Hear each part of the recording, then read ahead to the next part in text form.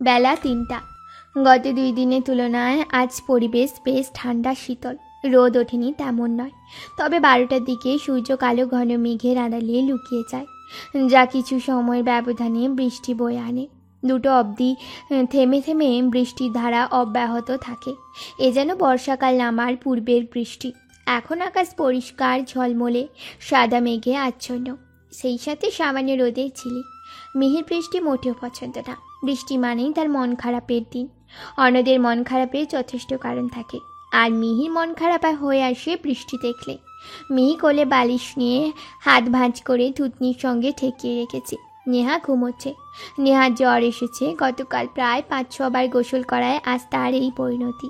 কিছুক্ষণ পর মৌহা নিজের খেয়ালে কিছু বলতে বলতে নেহার রুমে আসলো। তার হাতে জলপট্টি জিনিসপত্র। এসেই নেহার কপালে হাত দিয়ে বলল, জ্বর এখনো কমেনি মেয়েটার। মাহিম এসে নেহার এই অবস্থা দেখলে খুব রাগ করবে রে। মিহি মৌহাকে বসার জন্য জায়গা দিয়ে দিল। সবকিছু আমার জন্যই হলো রে আপু। নিশ্চয়ই রিহান ভাইয়েরও খুব খারাপ অবস্থা। তুই যে কি এত বাড়াবাড়ি না করলেও পারতিস। প্রতিশোধ নিতেই হবে, এর তো কোনো মানে নেই। একটু নিজের রাগকে কন্ট্রোল করতে শেখ। হ্যাঁ, তুই তো আমার দোষটাই দেখবি সব সময়। আমি কিন্তু অনেকবার ক্ষমা চেয়েছি নেহার থেকে। রিহান ভাইয়াকে সামনে পেলে তার থেকেও ক্ষমা চেয়ে নিব। আর যা হওয়ার হয়ে গিয়েছে, এটা নিয়ে কথা বলে কোনো ফায়দা নেই। তা ঠিক। আচ্ছা, তুই একটা কাজ কর, একটু নিচে গিয়ে গেটের সামনে দাঁড়া। কেন রে আপু? আনিশা চলে আসবে এক্ষুনি। আমি নেহার মাথায় জলপট্টি দিচ্ছি, তাই যেতে পারবো না। মিহি বাড়তি প্রশ্ন করল না, মাথায় একদিকে কাত করে বলল। ঠিক আছে আপু। লিফট বন্ধ দেখে মিহির মেজাজ যেন আরও তুঙ্গে। উপায় না পেয়ে সিঁড়ি ভেঙে নিচে নামতে হলো তাকে। গেট দিয়ে বের হবে ঠিক সেই সময় খুশরুর সাথে বড় সড়ো একটা ধাক্কা খেলো। মাথায় সামান্য চোট পেয়েছে মিহি। মাথা ঘষতে ঘষতে ব্যথাতুর কণ্ঠে কিঞ্চিত ঝাড়ি মেরে বলল, দেখে হাঁটতে পারেন না? দিলেন তো মাথা ফাটিয়ে। খুশরু কৌতুক করে বলল, ওই দেখি কয় কেজি রক্ত বের হলো। কথার শ্রেণীগুলো বদলান, যাচ্ছে তাই বলা বন্ধ করুন, আর সামনে থেকে সরুন। খুশরু চড়ে গিয়ে সাইড দিলেও বের হয়। মিহি গেটের বাইরে গিয়ে হনহনিয়ে হাঁটা ধরে। রাস্তার এক পাশ দিয়ে মিহির কাছে মনে হচ্ছে খুশরু তার পেছন পেছন আসছে। চটজলদি ঘুরে তাকাতেই মনের আশঙ্কা সত্যি হলো মিহির। মিহি থেমে গেল, খুশরুও থেমে যায়। পলক ঝাপটিয়ে হাসি দিয়ে বলে, কোথায় যাচ্ছেন তা দেখতে আসলাম আর কি। মিহি তুখোর কণ্ঠে ছুঁড়ে দাঁত কিরমির করে বলে, আমি কোথায় যাচ্ছি না যাচ্ছি তা আমার ব্যক্তিগত ব্যাপার। আপনি কেন আসছেন আমার পিছু? এটা কোনো কথা ম্যাডাম ফুলি? আপনি আমাদের মেহমান, আর তাছাড়া আপনি একজন সুন্দরী মেয়ে, তার উপর একা, তাও আবার এখানকার রাস্তাঘাট তেমন চিনেন না। এতগুলো কারণ থাকা সত্ত্বেও আমি আপনাকে একা কিভাবে ছেড়ে দেই? বলুন বলুন। এই শুনুন, আমাকে নিয়ে এত ভাবতে হবে না আপনাকে। আপনি আপনার কাজে যান। সেটা বললে তো হবে না। আমি যেখানে দাঁড়িয়ে আছি সেটা হচ্ছে সরকারি রাস্তা, তাই আমার ইচ্ছের উপর নির্ভর করে আমি যাব কি যাব না। আমি চাইলে এখানে বসেও শুয়ে থাকতে পারি, আর আপনিও পারেন। আপনি তো দেখছি মহা ঝামেলার লোক। আপনি বোঝেন না আমি আপনাকে একটু সহ্য করতে পারি না? ঘুরে ফিরে আমার আশেপাশেই কেন থাকেন আপনি? কি মতলব আপনার? খুশরু দুষ্টু হাসি দিয়ে বলল, ছি ছি, এসব বললে বিষয়টা খারাপ দেখায়। আমি তো মেহমানের সেবা করছি কেবল, মানে চেষ্টা করি সেবা করার। আপনি এখানে মতলব কেন খুঁজছেন ম্যাডাম ফুলি? কিচ্ছু বলবো না আমি, আপনি যা ইচ্ছে করুন। এই বলে ওইখানে দাঁড়িয়ে রইল মিহি। খুশরুও কোনো প্রশ্ন না করে দাঁড়িয়ে দেখছে মিহি কি করে। কিছুক্ষণ পর একটা বাদামি বর্ণের কুকুর খুশরুকে দেখে দৌড়ে আসে। খুশরু কুকুরটার মাথায় হাত বুলাতে বুলাতে বলে, কেমন আছিস ডাইনোসর? আজ সকালে কোথায় ছিলি? মিহি চোখ বাঁকিয়ে খুশরু আর কুকুরটার দিকে তাকালো, আর ফিস ফিস করে বলল, কুকুরটার নাম নাকি ডাইনোসর? এই ছেলেটা পারেও। এই আনিশার বাস এখনো আসছে না কেন? এই ছেলেকে দিয়ে কোনো বিশ্বাস নেই আমার।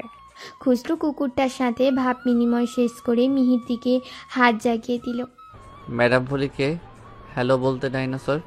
কথা মতো কুকুরটি মিহির কাছে গিয়ে ঘেউ ঘেউ করা শুরু করে দেয়। মিহি ভেবেছে ওকে কামড়ে দেওয়ার জন্য কুকুরটি এগিয়ে আসছে, তাই নাক মুখ বুজে সামনের রাস্তা ধরে নিজেকে বাঁচাতে দিল দৌড়।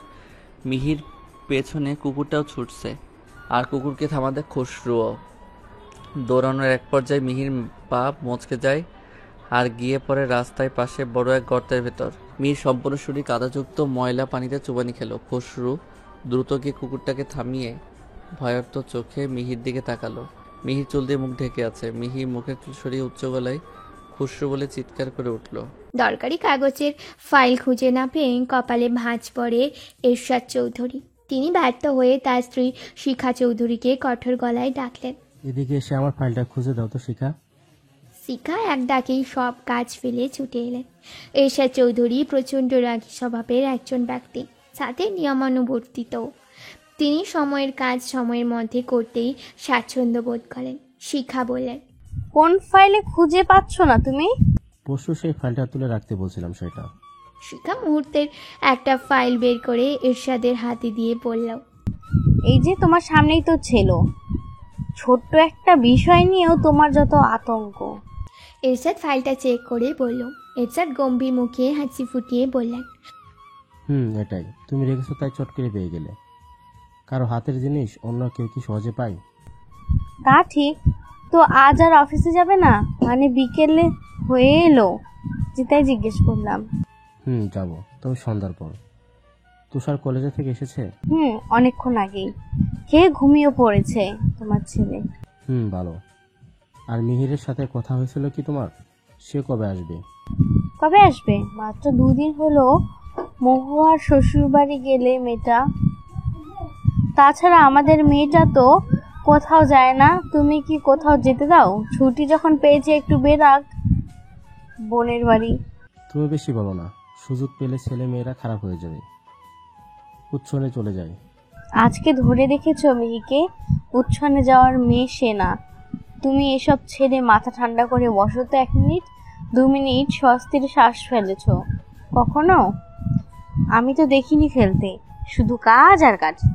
এরশাদ গম্ভীর মুখে হাসি ফুটিয়ে বললেন, আচ্ছা বসলাম আমি, তুমি একটু চা করে আনো। হ্যাঁ, তাই তো করছিলাম আমি। তুমি ডাকলে তাই ফেলে চলে আসলাম। নিয়ে আসছি, দাঁড়াও। মিহিকে কর্দমাক্ত ভেজা শরীরে দেখে মহুয়ার চোখ উল্টে যাওয়ার মতো অবস্থা প্রায়।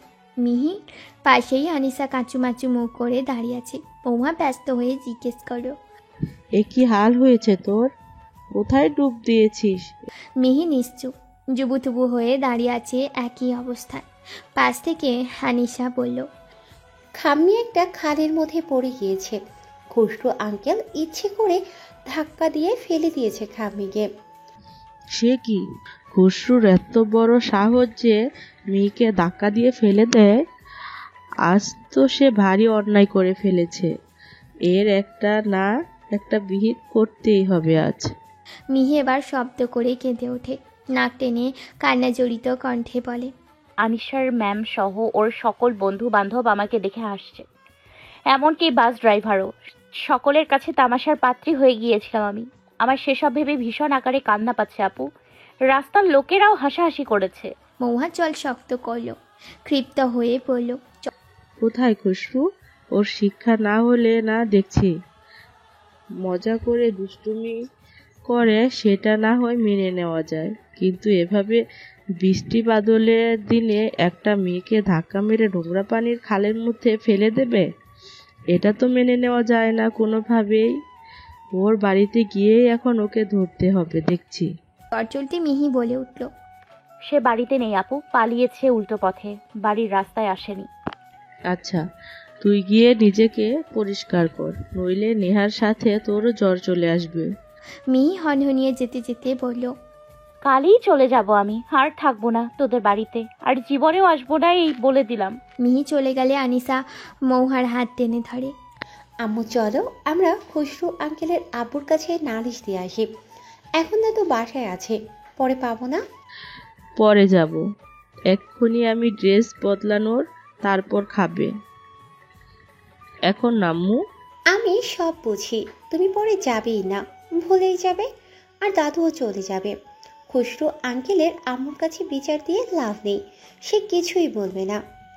তোরা খাম্মি ভাগ্নি খুশুকে এত অপছন্দ করিস, আমি বললাম তো পরে, এখন যাব না। আমি কিছুই শুনতে চাই না।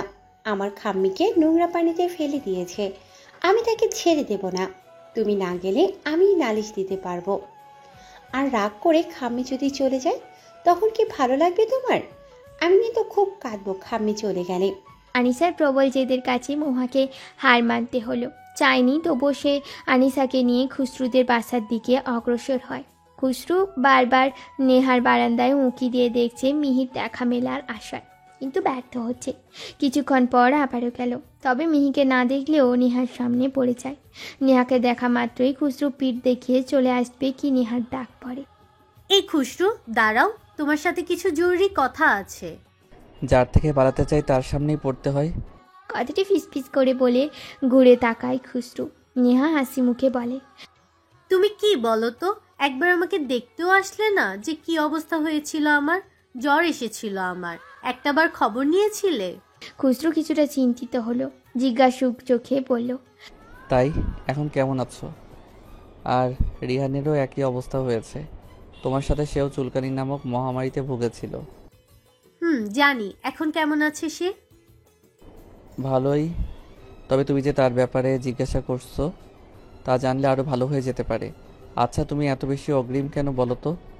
আমি কি তোমায় বলেছিলাম যে ওই ফুল আমি তোমার জন্য এনেছি? নেহা ওনার এক পাশে আঙুলের সাথে পেঁচাতে পেঁচাতে বলল, আমি তখন বুঝতে পারিনি, আর এত ভয়ঙ্কর কিছু হতে পারে তাও ভাবিনি। আচ্ছা বাদ দাও, তুমি আমাকে একটা হেল্প করতে পারবে? অবশ্যই, একটা না হাজারটা হেল্প করতে পারবো, তুমি শুধু বলেই দেখো। খুসরু নিস্তেজ গলায় বলল, একটু ম্যাডাম ফুলকে ডেকে দাও না, জানোই তো আজকে ঘটনা। তিনি কেমন আছেন? আচ্ছা, আমি ডেকে আনছি, তবে তোমার কথা শুনলে নাও আসতে পারে। রেগে আছে প্রচুর পরিমাণে, আর তার রাগ এতটা ভয়ঙ্কর যে আমি ভয়ে কিছু বলিই না তাকে। তা আমি জানি, তবে তুমি তাকে আমার কথা না বলে নিয়ে আসো, মানা করো না। এভাবে কেন বলছো বলো তো? তুমি জানো না তোমার জন্য আমি সব করতে পারি? হ্যাঁ জানি তো, তাহলে ম্যাডাম ফুলির সাথে একটু দেখা করিয়ে দাও। আচ্ছা, চেষ্টা করব আমি। নেহা মিহিকে বারান্দায় নিয়ে আসতে সফল হলো। মিহিকে বারান্দায় এনে নেহা তৎক্ষণাৎ সেখান থেকে পালিয়ে গেল, কারণ নেহা যে তাকে খুশরুর কথা মতো বারান্দায় এনেছে এটা জানার পর মিহির কথার আগুন তাকে ভস্ম করে দিতে সক্ষম। খুশরুকে দেখেই মিহির অক্ষিগোলক সংকুচিত হয়ে এলো।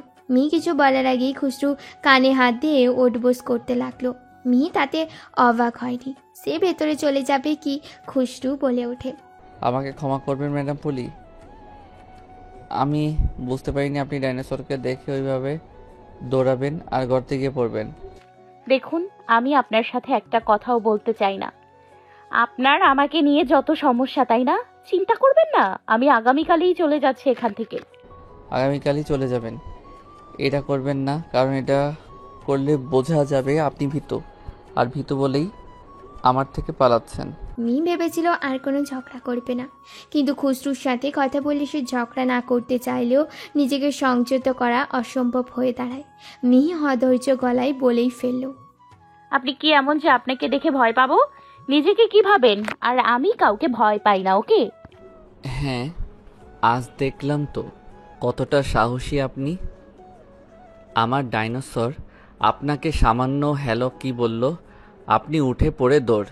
এই আপনার সাহস? হাসি পেল। কি বললেন? আমি ভীতু? ভীতু যদি না হন তবে আমাকে জব্দ করে দেখান। আমি তো আপনার কাছে বেয়াদব, আদব জানি না, তো আদব কাকে বলে সেটা শেখান। আর আপনি আমার সাথে পারেন না বুঝলাম, কিন্তু তাই বলে 2 নাম্বারই করবেন? এটা তো ঠিক না। আমি 2 নাম্বারই কি এমন করেছি? এই যে আমার বাবার কাছে বানিয়ে বানিয়ে বলেছেন যে আমি আপনাকে ধাক্কা দিয়ে নোংরা পানিতে ফেলে দিয়েছি, আমি কি আদৌ তা করেছি? আমাকে শাস্তিস্বরূপ দুপুরের খাবার খেতে দেয়নি, আর এখনও অবধি অনাহারে ঘুরছি। তবে সমস্যা নেই, আমার ফ্রি ফায়ার হলেই হলো। মিহির কাছে খুশরু মানে অদ্ভুত এক ভিনদেশি, যার সাথে মিহি এক মুহূর্ত ভালো করে কথা বলতে পারে না। মিহি কপট রাগ নিয়ে বলল, আমি কিছুই বলিনি আপনার বাবাকে, আর আমি একবারও বলিনি আপনি আমাকে ধাক্কা দিয়েছেন। আসলে আনিশা ছোট মানুষ, ওকে বলেছি এক আর ও বুঝেছে আরেক।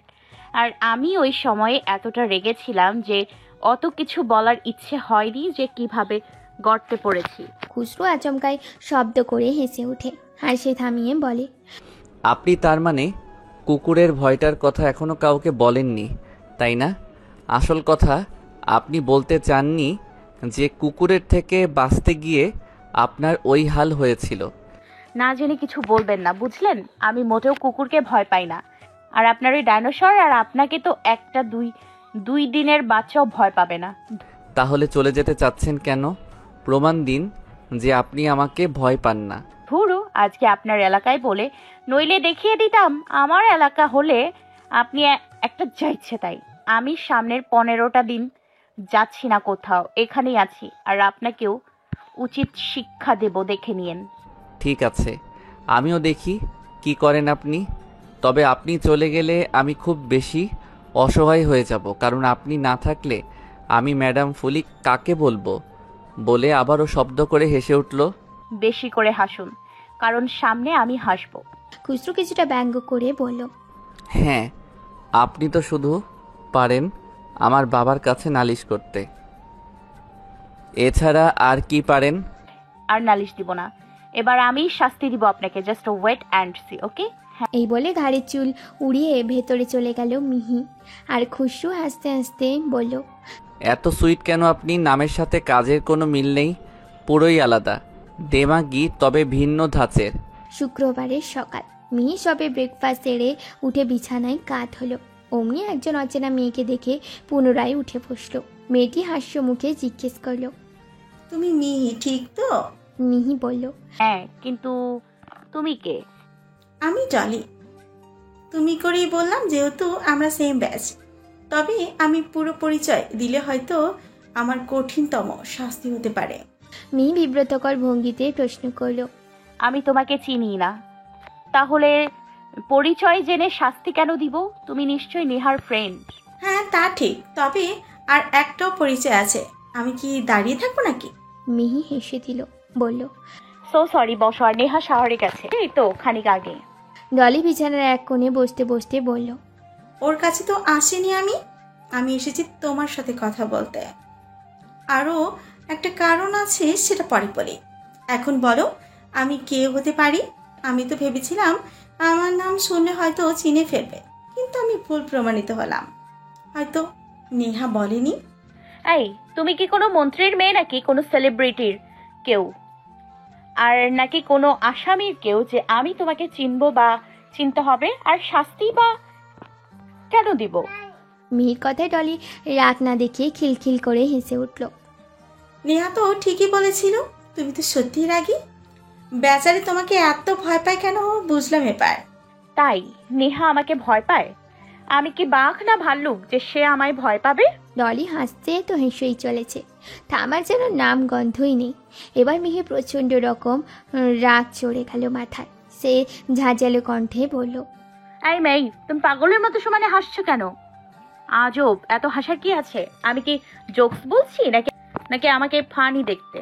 আরে আরে, এই মেয়ে তো আসলেই রাগী নয়, মহা রাগী। আচ্ছা, আর হাসলাম না। আর আমি হচ্ছে তোমার সবচেয়ে বড় শত্রু। শত্রু বলবো না, শত্রু না, সমস্যা বললেই ভালো মানাবে। আমি হচ্ছি তোমার সবচেয়ে বড় সমস্যার বন, মানে খুসরুর বন, যার দুষ্টুমির জন্য তুমি উঠতে বসতে বিরক্ত। এবার আমাকে কি শাস্তি দেবে দাও দেখি। এবার মিহি হো হো করে হেসে উঠল।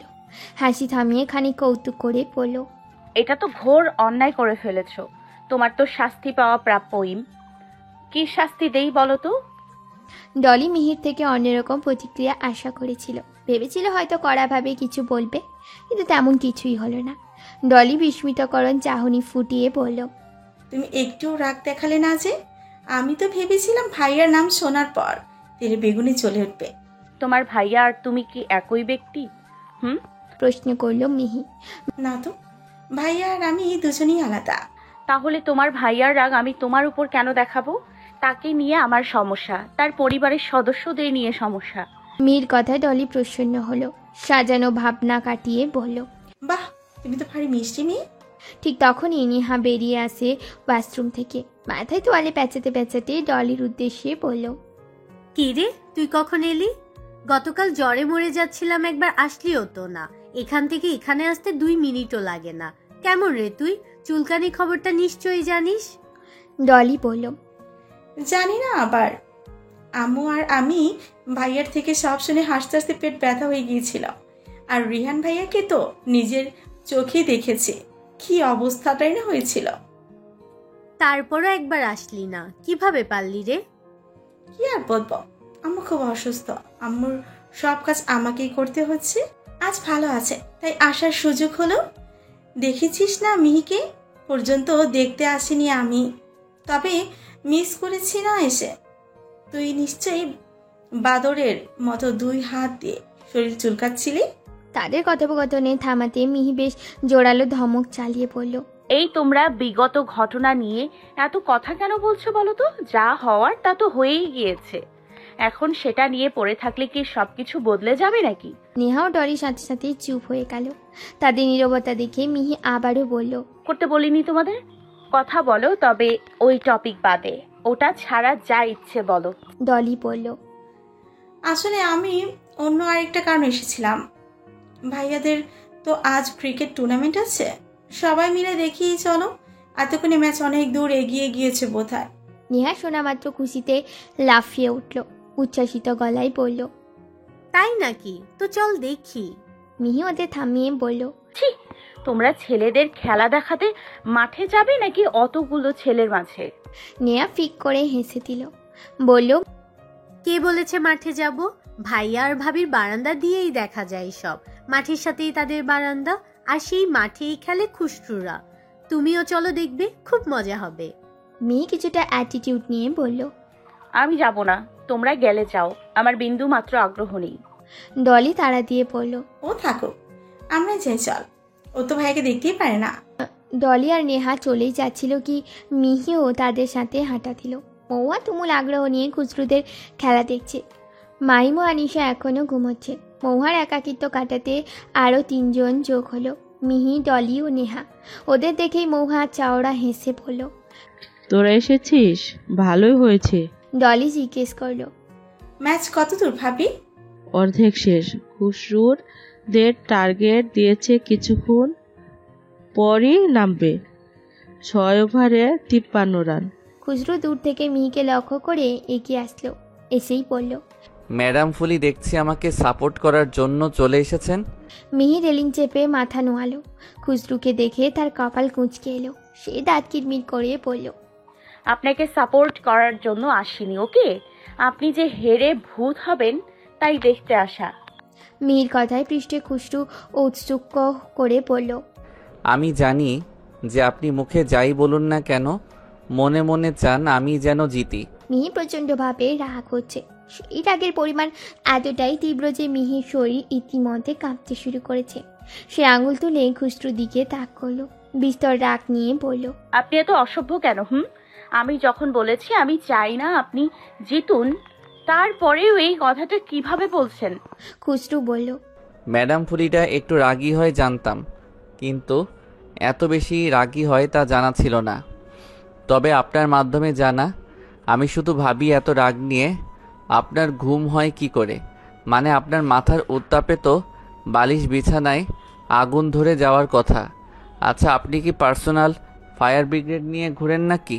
মিহি প্রত্যুত্তরে কিছুই বলল না। তৎক্ষণাৎ সেখান থেকে গমনের চিন্তা এঁটে পা বাড়াতেই ডলি ও নেহা দুপাশ থেকে মিহির হাত চেপে আটকে দিল। মৌহা খুচরুকে ধমক দিয়ে বলল, তুই কিন্তু মার খাবি খুশরু। জানিস মিহি তোকে সহ্য করতে পারে না, তাও কেন ওর পিছনেই লাগিস? ওর পেছনে তোকে কেন লাগতে হবে? খুচরু বাঁকা হেসে উত্তর দিল, তোমার বোন রাখবে কেন বলো তো? সেও আমাকে রাগাক, আমি কি তাকে নিষেধ করেছি? সে যদি আমার সাথে কথাই না পারে এতে আমার দোষ কোথায়? মিহি তেড়ে গিয়ে বলল, আমার কি অযথা টাইম আছে নাকি যে আপনার সাথে কথা বলবো? আমার আপনার ধারে কাছে থাকতেও ইচ্ছে হয় না। কথা বলা তো দূরের ব্যাপার, আপনি একটা যাচ্ছে তাই। সেই সময় রিহান ওদের কাছে ছুটে এলো। খুচরুকে কেন্দ্র করে বলল, কি রে, তুই ওপেনিং করবি না নাকি? চল জলদি। এটা বলে থেমে যায়নি রিহান। সে নেহাকে দেখে খানিক লজ্জা পেল। মধুর সুরে বলল, কেমন আছো নেহা? তোমার কি জ্বর? নেহা ভাবলিসীনভাবে রিহানের কথা কাটিয়ে খুচরুর দিকে মুখ ফিরে বলল, তুমি কিন্তু 100টা 6 মারবে আজ। আমি হাতে তালি দেওয়ার জন্য অধীর আগ্রহে অপেক্ষা করছি, আর আমি কিন্তু তোমাকে দেখার জন্য। থেমে গিয়ে আবার পড়ল, মানে তোমাকে উৎসাহ দেওয়ার জন্যই এসেছি।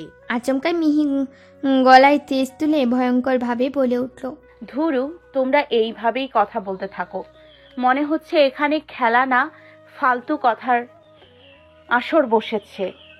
মাদুর অথবা পার্টি নিয়ে আসো, সকলে গোল মিটিং করি। আর নেহা, তুমি কি গর্ধব? হ্যাঁ, বল হচ্ছে 36টা, আর তুমি কিনা 100টা 6-এর আশাবাদী। এখন কেউ আর একটা টু শব্দ করবে না, নইলে আমি সত্যি সত্যি চলে যাব।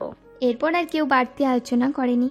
খুসরু আর রিহান ব্যাটিং করতে নেমে যায়। খুসরু সর্বদাই উদ্বোধনী ব্যাটসম্যান হিসাবে খেলে, আজও তার ব্যতিক্রম ঘটেনি। খুসরু প্রথম বলেই ছক্কা হাঁকিয়ে মিহির আকাঙ্ক্ষায় পানি ঢেলে দিল। খুসরু আর রিহানের যুগলবন্দি ভালোই চলছিল, তবে এক পর্যায়ে খুসরু ও রিহানের 37 রানের পার্টনারশিপ ভেঙে যায়। রিহান বোল্ট আউট হয়ে ম্যাচ ত্যাগ করে। একে একে অনেকেই আউট হতে লাগলো। খুসরু অত্যন্ত বিচক্ষণতার সঙ্গে এখনো অবধি ক্রিজে টিকে আছে। ধীরে ধীরে ম্যাচ শেষের দিকে ঘনিয়ে এলো। খুসরুতে জিততে হলে 2 বলে 5 রান দরকার। উইকেট মোটে 2টা অবশিষ্ট রয়েছে। খুসরু ব্যাটিংয়ের জন্য প্রস্তুতি নেওয়ার সাথে সাথে বলার বল ছুঁড়ে মারল। খুসরু আকস্মিকতায় হতভম্ব হলেও ব্যাট বলে সামান্য পরিমাণ সংযোগ করতে পেরেছিল। ফলে 1 রান নেওয়ার সুযোগ থাকলেও সুযোগটি নিজ ইচ্ছাতে বর্জন করতে হলো খুসরুকে। ওইদিকে বাকিদের মুখে টান টান উত্তেজনা বিরাজ করলেও মিহির মুখে নিশ্চয়তার প্রাণবন্ত হাসি। খুসরু হেরে যাবে এই ভেবে মিহির বন যেন ময়ূর নাচে ঝুমে গেছে। লাস্ট বল বিদ্যুৎ গতিতে খুসরুর দিকে এগিয়ে এলো। খুসরু যথাসাধ্য চেষ্টায় ব্যাট দ্বারা বলে আঘাত করলো। বল হাওয়ার সাথে সকলের নজরও। বল গিয়ে আবদ্ধ হলো ফিল্ডারের মুষ্টিতে। সেই সাথে বিরোধী দলের সাথে মিহিও জয়ের উচ্ছ্বাসে মেতে উঠল। খুসরুদের দল হলো নৈরাশ্যের শিকার। এমন রোমাঞ্চকর পরিবেশে আম্পায়ার বাঁশির প্রতিধ্বনি তুলে সকলকে থামিয়ে বলল, নট আউট। ফিল্ডার সীমানার বাইরে গিয়ে ক্যাচ ধরেছে, এটা 6। খুসরুদের দল আজকের বিজয়ী দল। এটা শোনার পর আবারও জয়ের উল্লাস ভেসে উঠল। তবে সেই জয়ের উল্লাস কেবল খুসরুদের দলের ও তাদের সাপোর্টারদের মধ্যে বিভাজন হয়। খুসরুকে হাওয়ায় তুলে নাচাচ্ছে অন্যরা। খুসরু দূর থেকে আর চোখে মিহির মুখ পানে তাকালো। ঠোঁটের আলিজে হাসি ঝুলিয়ে ভ্রুদয় নাচালো। মিহি বিলম্ব না করে তার চুপসে যাওয়া মুখ নিয়ে পিঠ দেখিয়ে চলে গেল সেখান থেকে। বিকেলের পিনপতর নীরবতায় মিহি প্রায় অতিষ্ঠ। তার মতে এখানে আসার পর থেকে সময় যেন তার গতি কমিয়ে দিয়েছে। দ্রুত যেতেই চায় না। সে সময় অতিবাহিত করার মতো কিছু পাচ্ছে না। নেহা অনিশাও ঘুমিয়েছে। মিহির মাথায় আচমকাই খেয়াল আসে ছাদে যাওয়ার। খেয়ালটা মাথায় আসতেই ফোন হাতে বের হয়ে যায়। ছাদের গেট সামান্য খোলা। মিহি গেট ঠেলে ভেতরে যেতেই খোলা আকাশে নজর আসে তার। ভাসমান মেঘের ভেলায় লুকিয়ে থাকা বিস্তৃত নীল আকাশ, বাতাসবিহীন তবদা খাওয়া পরিবেশ। 2টো চড়ুই পাখি ছাদের কোনায় নয়নতারা ফুল গাছের ডালে বসেছে। মিহি ধীর পায়ে তাদের কাছে যেতেই ফুরুত করে উড়ে যায় তারা। তা দেখে মিহি মিনমিনি গলায় বলল, যা, উড়ে গেল! কত শেয়ানা! ঠিক দেখে নিল আমায়। নিশ্চয়ই এরা কপতি। সঙ্গে সঙ্গে এক পুরুষালী কণ্ঠ কানে এলো মিহির। পাখি ধরতে পারলেন না ম্যাডাম ফুলি? মিহি খুব বেশি বিরক্ত হলো সেই কণ্ঠস্বর শুনে। তার ফুরফুরে মেজাজ মুহূর্তেই হুসখুস মেজাজে পরিণত হয়ে গেল। ঘাড় ঘোরানোর আগেই 2 পাটি দাঁত দেখিয়ে খুসরু সামনে হাজির। খুসরু আবার বলল, আপনি কি করে শিওর যে চড়ুই দুটো কপতি? আপনার পরিচিত নাকি? মিহি কপালে গভীর ভাঁজ ফেলে বলল, শান্তির বিনাশ করতে চলে এলেন তো? এই আপনার লেজ কি কখনো সোজা হবে না? খুসরু পেছনে মাথা ঘুরিয়ে উৎসুক করে বলল, আমার লেজ তো সোজাই আছে। ভালো করে দেখুন, ম্যাডাম ফুলিরও দেখছি চশমা লাগবে আনিশার মতো। খালা ভাগ্নি মিলে হবে 8 চোখ। ভালো দেখাবে, তাই না? মিহি খুসরুর পাশ কেটে চলে যাবে কি খুসরু পদ আটকে নিল। মিহি খুসরুর কাজে মহা আশ্চর্য। রেগে মেগে প্রশ্ন ছুড়ল, আপনি এত বড় দুঃসাহস কিভাবে পেলেন আমার পথ আটকানোর? খুসরু খিলখিল হাসি দিয়ে মিহির মেজাজ আরও তুঙ্গে তুলে দিল। মিহির এতটাই রাগ হচ্ছে যে পারলে সে খুসরুকে জানেই মেরে দিত। খুসরু বলল, আপনি এত বেশি রাগী কেন বলুন তো ম্যাডাম ফুলি? আপনার যখন দুনিয়ায় আসার সময় হয়েছিল তখন কি খেয়ে আপনার মায়ের ডেলিভারি হয়েছিল জানেন কি? একদম চুপ, বাজে কথা বলবেন না। মিহির আঙুল উঁচিয়ে বলা কথাটি পৃষ্ঠে খুশরু হো হো করে হেসে ওঠে। মিহির দিকে এগোতে এগোতে বলে, আমি বাজে কথা বলেছি? কোনটা বাজে কথা? খুসরুর এগিয়ে আসা দেখে মিহিও পেছাতে লাগলো। বার্ত চাহনি নিয়ে বলল, আপনি কিন্তু আমাকে যেতে দিচ্ছেন না, আমি কিন্তু আপুকে ডাকবো। মিহি পেছোতে পেছোতে দেয়ালের সাথে গিয়ে ধাক্কা খেলো। দৌড়ে দেওয়ার ফোন দিয়ে পা বাড়ানোর আগে খুসরু তার দুহাত দেয়ালে চেপে মিহিকে দুপাশ থেকে আবদ্ধ করে নিল। সূর্যের আলো চোখে পড়ল, মিহি ঠিক মতো চোখ মেলে তাকাতে পারছে না। খুসরু এক হাত মিহির মুখের কাছে নিল ছায়া দেওয়ার জন্য। খুসরু কিয়ৎক্ষণ মিহির নড়বড়ে চঞ্চল পাপড়ির দিকে তাকিয়ে থাকার পর মোহনীয় মাদকসক্তা কণ্ঠে বলে উঠল, ভয় পেলে আপনাকে আরো বেশি ভালো দেখায়, তবে রাগী ভাবটাই সেরা। মিহির এবার অস্বস্তি লাগতে শুরু করেছে। তার ভয়ে দম আটকে আসার অবস্থা। খুসরু তখন ভাবনায় নিমগ্ন। মিহি এই সুযোগ কাজে লাগিয়ে খুসরুকে ধাক্কা দিয়ে পালিয়ে গেল। খুসরু টনক নড়ে, বুঝে উঠে বলে, এটা কি হলো আমার? মিহি জোরে জোরে শ্বাস নিচ্ছে। দৌড়ানোর ফলে হাঁপিয়ে উঠেছে, তাই অতিরিক্ত অস্থিরতার প্রকোপ হাঁসফাঁস করছে। আর এমন অবস্থা দেখে মহুয়া ছুটে কাছে এসে বলল, তোর কি হয়েছে? এমন করছিস কেন? মিহি কাঁপা কণ্ঠে অধর নেড়ে বলল, পানি দে। মহুয়া দ্রুত পায়ে পানি নিয়ে আসলো। মিহি গলা ভিজিয়ে স্বস্তি নিঃশ্বাস নিল যেন। মহুয়া আবারও জিজ্ঞাসুক চোখে বলল, বল কি হয়েছে তোর? নিশ্চয় এবারও খুশরু কিছু করেছে। এই ছেলেটাকে দেখছি শুধরাবার নয়। কি করেছে এবার সে? মহুয়ার প্রশ্নে মিহি আমতামতা করতে লাগলো। শেষে কথা ঘুরিয়ে বলল, বিড়ালের তাড়া খেয়ে এই অবস্থা হয়েছে, বিয়াদ্দবটা কিছু করেনি। মহুয়ার শব্দ করে হেসে উঠল, বলল, এত বড় হয়েছিস এখনো বিড়াল দেখে ভয় পাস? তোকে নিয়ে যে কি করি। মহুয়া আস্তে আস্তে চলে গেলেন। এদিকে মিহি যেন প্রচণ্ড রকম ভাবে খেপে উঠল। দেয়ালে লাথি দিয়ে রাগ নিবারণের কায়দা খাটিয়ে নিজেই ব্যথা পেয়ে আর্তনাদ করে ওঠে। রাগে দুঃখে কান্না কান্না ভাব তার। খুঁড়িয়ে খুঁড়িয়ে চেয়ারে গিয়ে বসে ব্যথাতুর কণ্ঠে বলল, এই ছেলেটা আমাকে কোনোভাবেই শান্তি দেয় না। এর জন্য আমি সব জায়গায় অপমানিত হই। দিনকে দিন এর অত্যাচার বেড়েই চলেছে দেখছি। তবে আর মেনে নেওয়া যাচ্ছে না। আমি এখান থেকে যাব ঠিকই, কিন্তু একে শাস্তি দিয়েই। এবার একে আমার আসল রূপ দেখিয়েই ছাড়ব। গভীর ধ্যানে নিবিষ্ট মিহি। লক্ষ্য দুর্দান্ত কোনো পরিকল্পনা খোঁজার ভাবনা তার। এইবার খুসরুকে যেভাবেই হোক পর্যস্ত করেই দম নেবে সে। মিহি মুখের মধ্যে একের পর এক পপকর্ন পুড়ে যাচ্ছে, সাথে মাথায় জট খুলছে। পাকাপোক্ত পরিকল্পনা না এঁটে এক পাও এদিক সেদিক করবে না, সেই প্রতিজ্ঞা নিয়ে সেই যে বসে আছে, ওঠার নাম গন্ধই নেই। মিহি গভীর ধ্যানে নাক গলায় অনিশা, তুমি একাই সব পপকর্ন খেয়ে নিলে, আমার জন্য তো কিছুই রাখলে না। মিহি অনিশার দিকে অসহায় চোখে তাকায়, বিমূঢ় হয়ে বলে, আমি আবার ভেজে দিব অনিশা সোনা, এখন আমাকে একটু ভাবতে দাও। অনিশা মাথা নিচু করে ব্রুদয় তুলে চশমার উপর থেকে চেয়ে আছে। কিছু বলল না সে। ঠিক তখন নেহা পড়ার টেবিল থেকে বলে উঠল, তোমরা দুজন অন্য কোথাও গিয়ে কথা বলো, আমি ডিস্টার্ব হচ্ছি। মিহি অনিশা নেহার রুম ছেড়ে বেরিয়ে আসে। আনিশা নেহার হাত ঝাঁকাতে ঝাঁকাতে জিজ্ঞেস করে, তোমার কি হয়েছে খামি?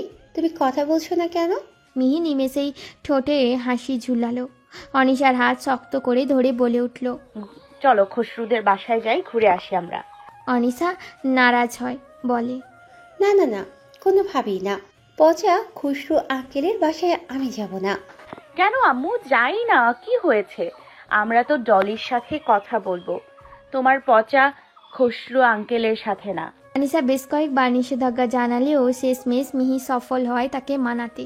কলিং বেল বেজে উঠলে ডলি অসীম বিরক্ত নিয়ে পড়ার টেবিল ছেড়ে উঠে দাঁড়ায়। সে বাড়িতে থাকাকালীন দরজা খোলার কাজটি তার জন্যই বরাদ্দ রাখা বললেই চলে। ডলির বিরক্তি যেন মুহূর্তেই হারিয়ে যায় দরজায় দাঁড়ানো মিহি ও অনিশাকে দেখে। ডলি উচ্ছ্বাস প্রকাশ করে বলে, এ কি, রাজার রানী ও রাজকন্যার পা আমাদের বাসার দিকে পড়লো যে? কি মনে করে আপনারা দুজন? মিহি হাসল।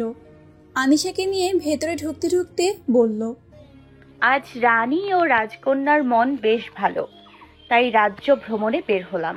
তার সাথে দেখতে আসলাম প্রজাদের কি হাল। তোমাকে দিয়েই শুরু করা যাক। কি হাল? ডলি প্রত্যুত্তরে জানালো, আমার হাল জানার জন্য আমার রুমে যেতে হবে। আনিশা নিয়ে যাবে, তুমি গিয়ে বসো, আমি আসছি। মিহি ও আনিশা পা ঝুলিয়ে বসে আছে বিছানার কোণে। কিছুক্ষণ পর ডলির প্রবেশ ঘটে এক ট্রে ভর্তি খাবার হাতে। সে বিছানায় ট্রে রেখে বলল, আমি পপকর্ন ভেজেছিলাম আর কিছু ফ্রুটস কেটে আনলাম, খাও তোমরা। মিহি বলল, সে কি, জানো তো আমিও না পপকর্ন ভেজেছিলাম, আনিশা আবদার করেছিল বলে। এই তো মাত্রই খেয়ে এসেছি, তাই এখন আর আমার পেটে কিছুই যাবে না। মিহি থেমে গেলে আনিশা তৎক্ষণাৎ বলে ফেলল, পেটে তো জায়গা থাকবেই না। তুমি পপকর্ন ভেজে একা একাই তো সব খেয়ে নিলে। আমি খেতে চাইছিলাম আর আমাকেই তো খেতে দিলে না। মিহি চোখ টিপে আনিশাকে চুপ করতে বলার পরও আনিশা তার কথা সম্পূর্ণ করেই ছাড়ল।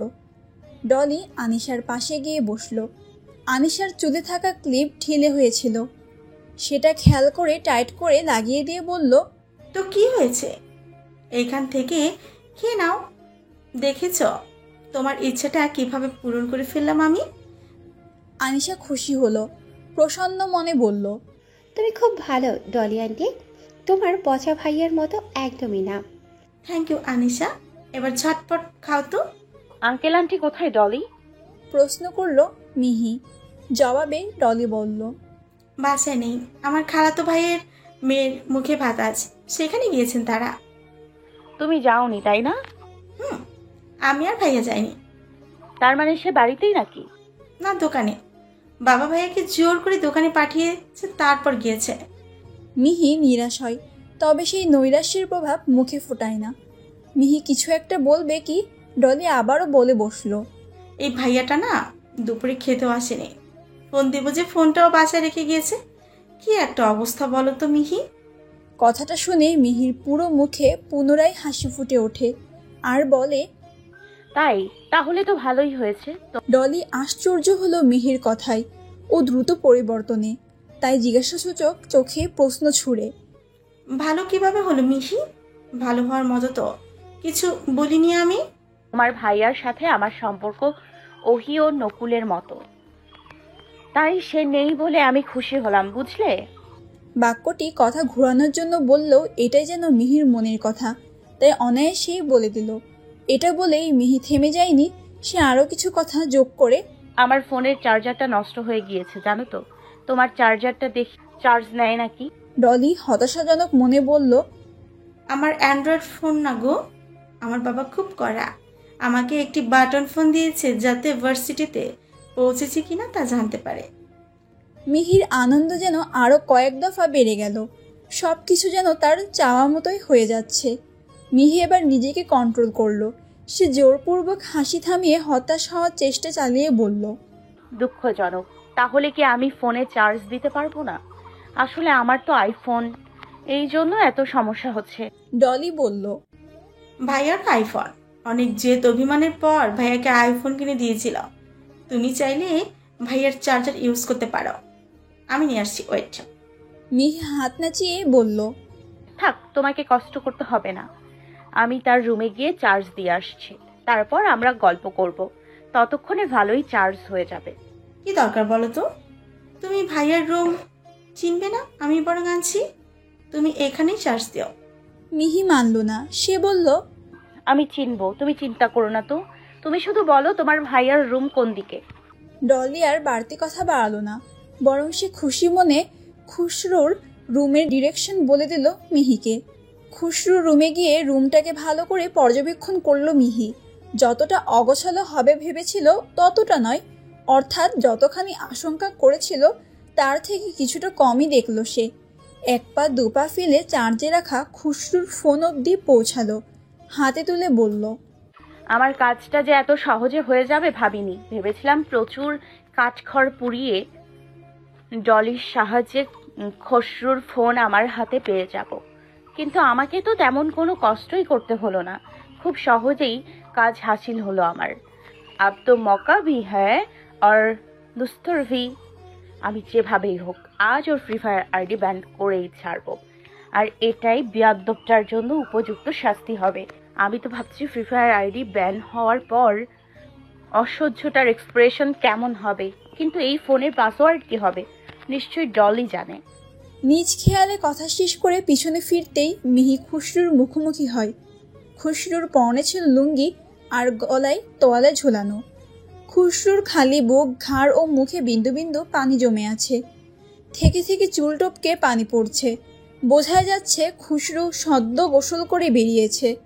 অনাকাঙ্ক্ষিতভাবে খুশরুর সামনে পড়ায় গুরুতরভাবে চমকে ওঠে মিহি। সেই সাথে খুঁজে ফেলে হিতাহিত জ্ঞান।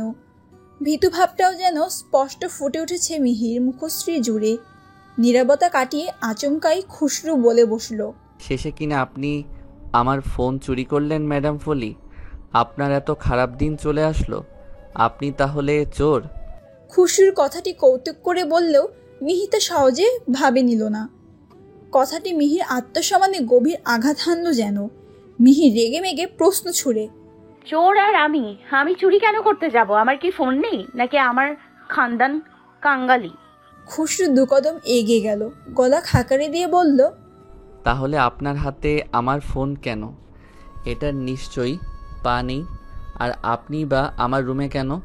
আপনাকে দেখে স্পষ্ট বোঝা যাচ্ছে আপনি চুরি করতে আমার রুমে এসেছেন। প্রমাণ আপনার হাতের মুঠোয়। কি দিনকাল আসলো রে বাবা। মিহি খুশরুর ফোনটা আগের জায়গায় রেখে আমতা আমতা করে বলল, আপনি না বাসায় নেই, তাহলে হুট করে কোথা থেকে উদয় হলেন? খুশরু ঠোঁটে কিঞ্চিত হাসি ফোটায় আর বলে, আমি এসেছি আপনার আসার কিছুক্ষণ পরপরই। আমার কাছে আলাদা চাবি রয়েছে, তাই আর ডলিকে বিরক্ত করিনি। আপনারা কথা বলেছিলেন বলে ডাক দেইনি, কিন্তু আপনার জন্য মনে হচ্ছে অসুবিধে হয়ে গেল, তাই না? এই যে কায়দা মতো চুরি করতে পারলেন না।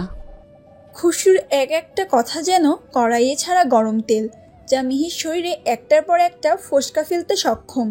না জেনে যাচ্ছে তাই বলবেন না, বুঝলেন মিস্টার অভদ্র? এই আপনি আমাকে বারবার অসভ্য, অভদ্র, বেয়াদব এসব কেন বলেন বলুন তো? আমি কি এমন করলাম যার জন্য আমি এসব নামে আখ্যায়িত হলাম? খুশরু কথাগুলো আরো কয়েক দফা এগিয়ে এগিয়ে বলল। মিহির থেকে সামান্য কয়েক ইঞ্চি দূরে দাঁড়িয়ে খুশরুকে এতটা কাছে দেখে মিহি ভড়কে গেল।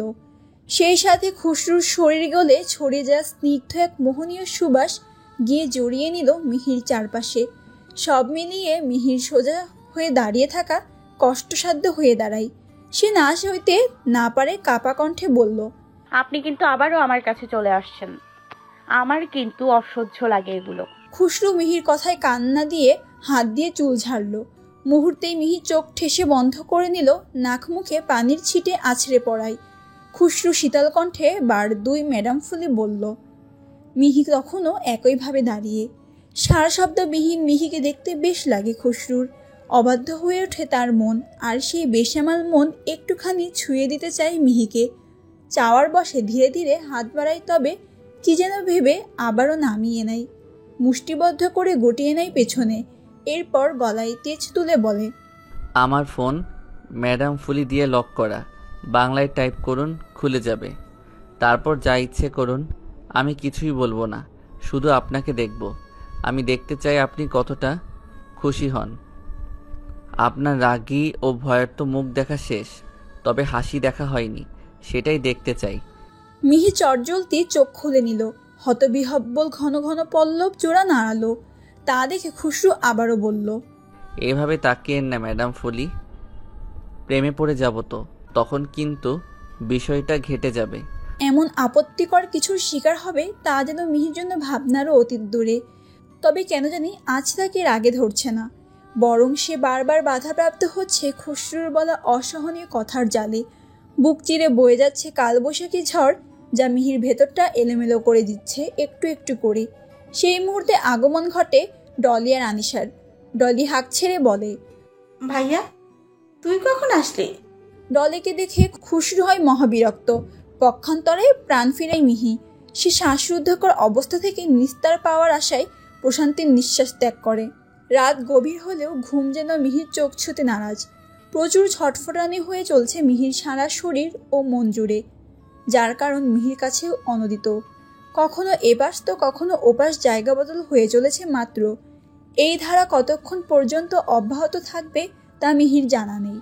তবে সে খুব করে চায় ঘুমাইতে। সেই সাথে পরিত্রাণ চায় অজানা অস্বস্তিকর ছটফটানি থেকেও। ঘুমের সাথে যুদ্ধ করেও নিদ্রার সন্ধান না পেয়ে বিছানা ছেড়ে উঠে যায়। সে বারান্দায় যায়। বারান্দায় হলুদ ডিম লাইটের জন্য ঘুটঘুটে আধারে দূরের কিছু জিনিস আকারও স্পষ্ট বোঝা যাচ্ছে। সর্বপ্রথম তার চোখ গেল খুশরুর বারান্দার দিকে, কিন্তু কেন তা সে জানে না। ঠিক তখনই খুশরুর দেখা পায়। মিহি তখন থতমত খাওয়ার অবস্থা। সে ভাবেনি হঠাৎ খুশরু উদয় হবে, তাও আবার এত রাতে। সেই সময়টায় মিহির কাছে নিজেকে পলাতক আসামির ন্যায় ঠেকছে। সেই হিসেবে তাকে এখন পালাতে হবে। তবে সে তা না করে সেখানেই দাঁড়িয়ে রইল, তবে মুখ আকাশের দিকে। তা দেখে খুশরু শব্দ করে বার 3 কাশি দিল। মিহি তখনও জবুথবু হয়ে দাঁড়ানো। খুশরু তুড়ির শব্দ তুলে উৎসুক করে বলল, আপনি আমার বারান্দার দিকে কেন চেয়েছিলেন ম্যাডাম ফুলি? নিশ্চয়ই এবার অন্য কিছু চুরির ধান্দা করছিলেন। মিহি মুখের আগিভাব তুলে ঘুরে তাকায়, দাঁত কিরমির করে বলে, আপনি বারবার আমাকে চোর বলে সম্বোধন করেন কেন বলুন তো? আর আমার সাথে যেচে পড়ে কথা বলতে আসবেন না, বলে দিলাম। আমি আপনার সাথে একটাও কথা বলতে চাই না। তাই নাকি ম্যাডাম ফুলি? তবে আপনি এত রাতে কি করছেন বারান্দায়? আর আমি তো স্পষ্ট দেখলাম আপনি আমার বারান্দার দিকে চেয়েছিলেন। তো আমার চোখ, আমি যেখানে খুশি সেখানে তাকাবো। ও আচ্ছা, তবে আমার তো অন্য কিছু মনে হচ্ছে। খুশরুর ঠোঁট চেপে বলা কথাটি ঠিক কি ইঙ্গিত করলো তা মিহি ঠাউরে উঠতে পারল না যেন। তাই তো জিজ্ঞাসা সূচক চোখে বলল, অন্য কিছু? তা কি মনে হচ্ছে? খুশরু অকপটে বলে বসল, মনে হচ্ছে আমাকে নিয়ে ভাবছিলেন। খুশরুর কথাটি তীরের গতিতে মিহির মাথায় গিয়ে আঘাত করলো। এই আঘাত যেমন তেমন আঘাত নয়, খুব ভয়ানক আঘাত। তবে কষ্টদায়ক নয়, এ যেন বিব্রতকর এক লজ্জাজনক ফাঁদ। মিহি হতবুদ্ধি ভাব নিয়ে ঠাঁই দাঁড়িয়ে রয়েছে। মিহির থেকে কোনো প্রত্যুত্তর না পেয়ে খুশরু আবারও বলে বসে, আমাকে নিয়ে ভাবছেন বলেই আমার এতক্ষণ ঢেকুর উঠছিল, তাও একবার নয়, বারবার। তাই আমিও ঘুমাতে পারছিলাম না জানেন। প্লিজ আর না, এবার তো আমাকে দেখে নিয়েছেন, এবার আমাকে নিয়ে ভাবা অফ করুন ম্যাডাম ফুলি। এক নাগারে বলেই দম নিল খুশরু। এদিকে মিহির রাগ আবার আকাশচুম্বী। আপনি তো আসলেই চাইছে তাই? আমি কি ভাবছি না ভাবছি তা নিশ্চয়ই আমি জানি। আর আপনাকে নিয়ে কিনা আমি ভাববো? আমার রুচিকে এতই খারাপ? আমার বুঝি সময়ের কদর নেই? খুশরু খিলখিল করে হাসতে ফেটে পড়ে। সেই হাসি মিহির রাগ আরো বাড়িয়ে তোলে। খুশরু বলল, আপনি মিথ্যেটা খুব ভালো বলতে পারেন দেখছি, আর অভিনয় একেবারে দুর্দান্ত। মনে হয় যেন প্রশিক্ষণপ্রাপ্ত অভিনেত্রী। যাই হোক, আপনার এই রাগচটা রোগের মহৌষধ আমার কাছে আছে। আপনি দরজাটা গিয়ে খুলুন, আমি আসছি। মিহি অবাক হয়, সেই সাথে ভয়ও পায় তুমুল আকারের। আসবেন মানে? কোথায় আসবেন আপনি? আপনার কাছে আসব আমি। যতক্ষণ আপনার কাছে থাকব ততক্ষণ আপনার রাগ কন্ট্রোলে থাকবে আর আপনার স্বাস্থ্য ভালো থাকবে। জানেন না অতিরিক্ত রাগ স্বাস্থ্যের জন্য মারাত্মক ক্ষতিকর? আশ্চর্য, বলা নেই কওয়া নেই একটা অবিবাহিত মেয়ের কাছে মাঝরাতে চলে আসবেন? মাথা কি গেছে আপনার? খুশরু কৌতুক করে বলল, মাথা সাহি সালামত আছে। এই যে আমার মাথা ঠিক জায়গাতেই আছে, দেখুন ভালো করে।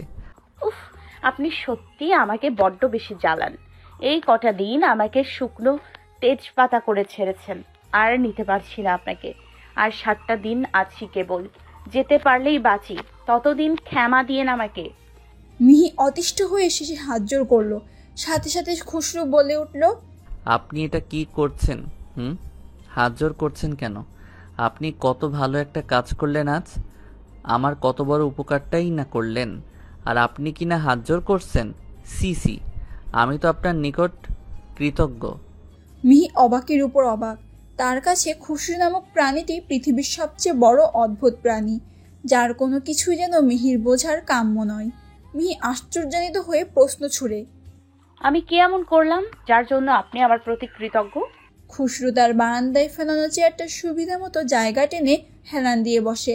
মুখের বিস্তৃত হাসিটি অক্ষুণ্ণ রেখে বলল, আমি বিস্তারিতভাবে বলি।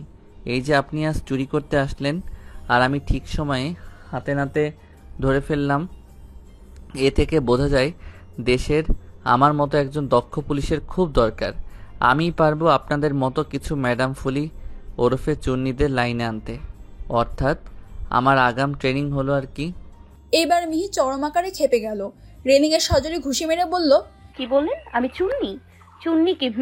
আর আমি বললাম না আমি চুরি করতে যাইনি। আপনি বললেন আর আমি মেনে নেব নাকি? আপনি চুরি করতে এসেছিলেন, আর মেয়ে চোর মানে চুন্নি, চোরের ফিমেল ভার্সন, আর ছেলে চোর মানে চোরটা। এত মূর্খ হলে চলে নাকি? আমি কত সম্মান দিয়ে আপনাকে ম্যাডাম ফুলি বলি, আর আপনি না। মেনে নেওয়া ভারী কষ্টসাধ্য ব্যাপার। অসভ্য বেয়াদব, আমার কাছে দুনিয়ার সবচেয়ে বড় অসহ্য। যা ইচ্ছে তাই আপনি। আপনার সাথে কথা বলতে ইচ্ছে করে না। কথাগুলো বলে হনহনিয়ে চলে যায় মিহি। এদিকে খুশরুর হাসি দেখে কে আচমকায় সে হাসি থামিয়ে স্বাভাবিক হলো। খোলা আকাশের দিকে তাকিয়ে বলল, আমার ভাবনা সত্যি হলো। উনি ঠিক আমাকে খুঁজতেই উকি মেরেছিলেন, কিন্তু কেন তা তো জানি না। তবে সামনের 7 দিন যেন খুব ধীরে ধীরে যায়, শুধু এটাই চাওয়ার। আগামীকাল তো চলেই যাবে, মাত্রই তো আসলাম। আজ একটু সময় দিলে কি এমন হয়? ডলির প্রশ্নে মিহি হালকা করে হাসলো এবং বলল, সময় দিতেই তো ছাদে ডাকলাম তোমায়। তোমার যে ভাই, তার মুখোমুখি হওয়ার বিন্দু মাত্র ইচ্ছে নেই আমার। তার মানে ভাইয়ার ভয়ে গত কয়েকদিন নেহার রুম থেকে এক পাও বাইরে ফেলেনি, তাই তো? মিহি তৎক্ষণাৎ বলে বসলো, মোটেও না, তোমার ভাইকে আমি ভয় পাই না। সেই সাথে আনিশাও বলল, একদম, আমার খামি অনেক সাহসী, তোমার ভাইকে দেখে তো একটা মশাও ভয় পাবে না, বলেই খিলখিল করে হাসিতে ফেটে পড়ল আনিশা। মিহি বলল, আমরা তাহলে যাই, তুমিও যাও। না হলে কোথা থেকে তোমার ভাই উদয় হবে কে জানে। তাকে আমার সহ্য হয় না, বুঝলে? ফ্রি ফায়ার খেলা এবং আমার পেছনে লাগা ছাড়া তার অন্য কোনো কাজ আছে বলে মনে হয় না। আমি চাই না এই শেষ দিনটা স্পয়েল করতে। কাল মানে কেটে পড়লেই দম ছেড়ে বাঁচে। এই তো আমি চলে এসেছি। হাত নাচাতে নাচাতে মিহির সামনে এসে দাঁড়ালো খুশরু। তার মুখে সেই আগের হাসি টান, সেই হাসির দেখা কেবল মিহির সামনে এলেই মিলে। মিহির কপাল সহ চোখ অস্বাভাবিক মাত্রায় কুঁচকে এলো। সে আনিশার হাত ধরে দাঁতে দাঁত খিচিয়ে বলল, চল আনিশা। খুশরু তখন উচ্চস্বরে হেসে ওঠে। ডলির উদ্দেশ্যে বলে, জানিস ডলি, আমি না 100 বছর বাঁচব। কিভাবে ভাইয়া? প্রশ্ন করলো ডলি। এই যে ম্যাডাম ফুলি যখনই আমাকে মনে করে আমি তখনই প্রকট হয়ে যাই সেই সুবাদে। তবে একটা জিনিস বুঝলাম না, উনি আমার ভয়ে লুকিয়ে কেন থাকে। মিহি কান খাড়া রেখে খুশরুর কথাগুলো শুনছিল। তা শুনে মিহির প্রচুর রাগ হলো। সে বিস্ফোরিত চোখে খুশরুর নিকট তেড়ে যায়। আপনি বারবার এই কথা কেন বলেন বলুন তো? আমি আপনাকে কেন ভয় পাবো? আপনি কি মোস্ট ওয়ান্টেড ক্রিমিনাল, নাকি প্রাণঘাতী ভাইরাস, কোনটা? মিহি যখনই রেগে মেগে কিছু বলে তখন তার নাকের দুপাশে ক্ষণে ক্ষণে ফুলে ওঠে, সেই সাথে নাকের ডগাও লাল হয়। এটা যেন খুশরুর নিকট আকর্ষণের মূল কারণ। সুযোগ পেলেই খুশরু সেই দৃশ্য দেখতে ব্যতিব্যস্ত হয়ে পড়ে এক ধ্যানে। খুশরুর হেলদেল নেই। তার হেলদেল না দেখে মিহি শক্ত গলায় আবারও বলল, ও হ্যালো, কোন দুনিয়ায় হারালেন? বলুন, আপনার কেন মনে হয় আমি আপনার ভয়ে আপনার থেকে পালাই?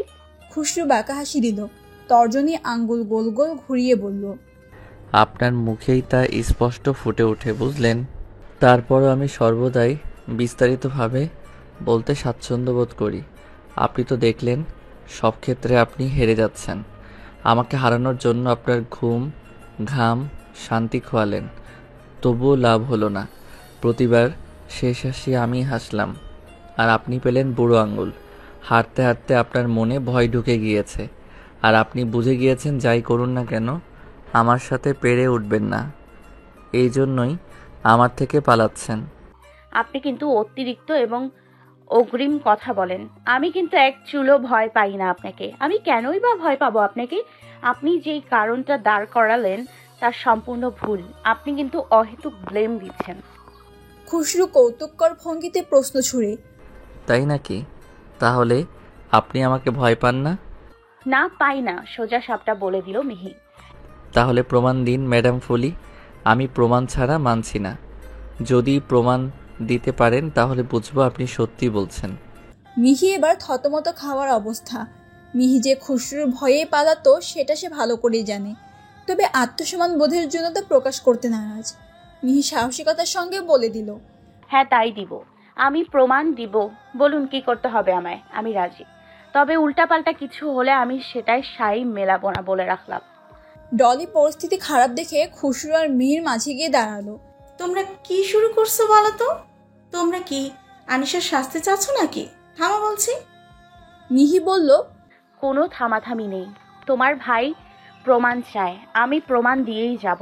আমি প্রমাণ না দিয়ে এখান থেকে নড়ছি না।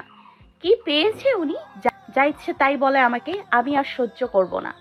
তোমার ভাইকে জিজ্ঞেস করো আমাকে প্রাণ দিতে হলে কি করতে হবে। ডলি মিহির কথায় খুশরুকে প্রশ্ন করলো, ভাইয়া বল মিকে কি করতে হবে? জবাবে খুশরু বলল, আমার সাথে ফ্রি ফায়ারে কাস্টম খেলতে বল। সেখানে যদি আমাকে হারাতে পারে তো আমি মেনে নেব উনি আমাকে ভয় পান না। মিহি রেগে মেগে ডলিকে সামনে থেকে সরিয়ে ফেলল, বলল, জানতাম এমন কিছু বলবেন। আপনার মগজে এটা ছাড়া ভালো কিছু তো আসবে না। এই আপনি কি ভাবেন আমি আপনার মতো আজাররা? আমি এসব ফালতু গেম খেলি না, ওকে? অন্য কিছু বলুন। খুশরু ভাবলো কিছুক্ষণ, কিন্তু ভেবে কিছুই পেল না, তাই ডলির সাহায্য নিল। আমার মাথায় যা আসছে তা ম্যাডাম পুলির পছন্দ হবে না, তাই ডলি বল কিছু একটা। ডলি বলল, আমি কি বলবো, কাজের সময় কিছুই মাথায় আসে না, তোরাই বল। ঠিক তখন আলিশা বলে উঠল, আমি বলি, আমার কাছে ভালো একটা গেম আছে। সকলেই আনিশাকে তা বলার জন্য বলে। অনুমতি পেয়ে আনিশা ছাদের মাঝখানে চলে যায়, গিয়ে বলে, এখানে কিছু একটা থাকবে। খাম্মি আর পচা আঙ্কেল দুপাশ থেকে এগিয়ে আসবে। যে ওই জিনিসটা সহ নিজের জায়গায় চলে আসবে সেই জিতবে, বুঝলাম? সকলেই খুশি মনে সম্মতি দেয়। সেই সাথে খুশরু বলে, আইডিয়া তো ভালোই দিলি, কিন্তু মাঝখানে কি রাখি বলতো আনিশা? তো চশমাটা রাখ, ভালো হবে। আনিশা রাগী ভঙ্গিমায় মিহির নিকট নালিশ চালায়। খেললে খাম্মি, আমার চশমা রাখতে বলছে। মিহি চেঁচালো, ঝাঁঝালো কণ্ঠে বলল, চশমা রাখবে মানে? এটা কি জাতা জিনিস নাকি? আরে বাবা, এত ঝগড়া নাকি মানুষ করে? আমি মাথা পাগলা হয়ে যাচ্ছি। আমার ব্রেসলেট রাখছি, তোমরা দুজন দুপাশে গিয়ে দাঁড়াও। এতটুকু বলে হাত থেকে ব্রেসলেট খুলে নিল ডলি। ব্রেসলেটটি খুশরু ও মিহির মাঝ বরাবর রেখে রেডি। গেট সেট গো বলতেই খুশরু আর মিহি দুজনেই ব্রেসলেট আনতে অগ্রসর হলো। খুশরু আর মিহি দুজনেই এলোমেলো পা ফেলে একবার ব্রেসলেটের দিকে তাকাচ্ছে তো আর একবার একে অপরের দিকে। কিছুক্ষণ এই ধারা অব্যাহত থাকে। আনিশা খাম্মি বলে চিল্লাচ্ছে আর ডলি একবার খুশরু তো একবার মিহি দুজনকেই উৎসাহ দিচ্ছে। দুজনেই সুযোগের আশায় ওত পেতে তুখর দৃষ্টি নিক্ষেপ করে আছে। কিছু সময় পর খুশরু যখন একটু ঝুঁকে পড়ে, ঠিক সেই সময়টাই মিহি এক চোখ মেরে খুশরুকে তবদা খাইয়ে দিল। খুশরু হলো ফ্রিস্ট। সেই সুযোগে মিহি ব্রেসলেট হাতে তুলে ভোদৌড়। খুশরু যখন হুঁশ ফিরে তখন সে আর মিহির নাগাল পেল না। মিহি জিততে পেরে খুশিতে হাওয়া ওড়ার উপক্রম। এতদিনের ইচ্ছে আজকে পূরণ হলো তার। মিহির হাত পা সকল বিধিনিষেধ ভুলে তাদের স্বইচ্ছাতে লাফাচ্ছে যেন। খুশরু প্রথমে হাসি হাসি মুখে মিহির কীর্তি উপলব্ধি করলেও যখন তাকে লুজার বলে সম্বোধন করা হয় তখন গিয়ে খুশরুর টনক নড়ে। খুশরু মিহির দিকে কয়েক দফা এগিয়ে গিয়ে বলল, আপনি চিটিং কেন করলেন? That's not fair. মিহির মুখ কুঁচকে এলো। সে অজানা ভাব নিয়ে বলল, চিটিং? আমি কখন চিটিং করলাম? ও আচ্ছা, হেরে গিয়েছেন বলে এখন বাহানার পসরা জাগানো হচ্ছে, তাই না? ওহো, ম্যাডাম ফুলি দেখছি মিথ্যেও বলতে পারে। ডলি বলল, কিসের মিথ্যে বল রে ভাইয়া? আমি তো কোনো চিটিং করতে দেখিনি মিহিকে। তুই হেরে গিয়েছিস, এটা নিজ দায়িত্বে মেনে নে। সেই সাথে এটাও মান যে মিহি ভীতু নয়, ও তোকে ভয় পায় না। সেই সাথে মিহিও বলল, কিসের চিটিং করেছি আমি? যা করেছি সকলের সামনেই তো করেছি। তোমার ভাইয়া যে হার মেনে নিতে পারছে না তা স্পষ্ট তো প্রতীয়মান হচ্ছে, বুঝলে ডলি? আপনি তাহলে স্বীকার করবেন না যে আপনি চিটিং করেছেন, তাই না? আচ্ছা ঠিক আছে, পরে আমিও সুদে আসলে উসুল করে নেব হিসেবটা, তখন শুধু দেখবেন যে খুশরোর কথার ধরনটি আচমকাই মিহির মনের মধ্যে ভয় ঢুকিয়ে দিল। গলা শুকিয়ে এলো তার।